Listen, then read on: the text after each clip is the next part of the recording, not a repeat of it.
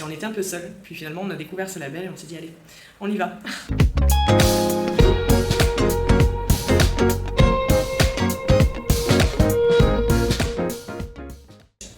Donc, je suis Chloé, cofondatrice de la société Nuvi. On est spécialisé en dératisation, désinsectisation, désinfection et dépigeonnage et on intervient sur tous les routes depuis le lac du Sadagou.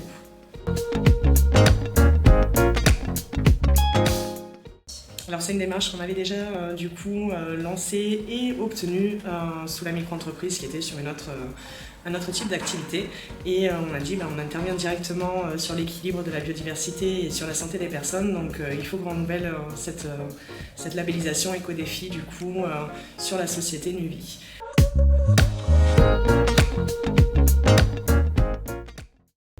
Alors la plus grande difficulté, elle était avant de connaître ce label. Je me suis dit, il faut qu'on aille un petit peu montrer notre engagement pour l'environnement, pour la planète, pour tout ça, et on pensait que c'était payant. Et on était un peu seuls, puis finalement on a découvert ce label et on s'est dit, allez, on y va.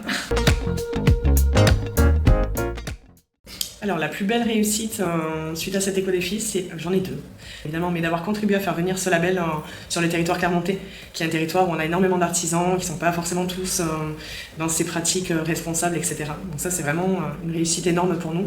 Et la deuxième réussite, c'est de réussir à motiver les autres.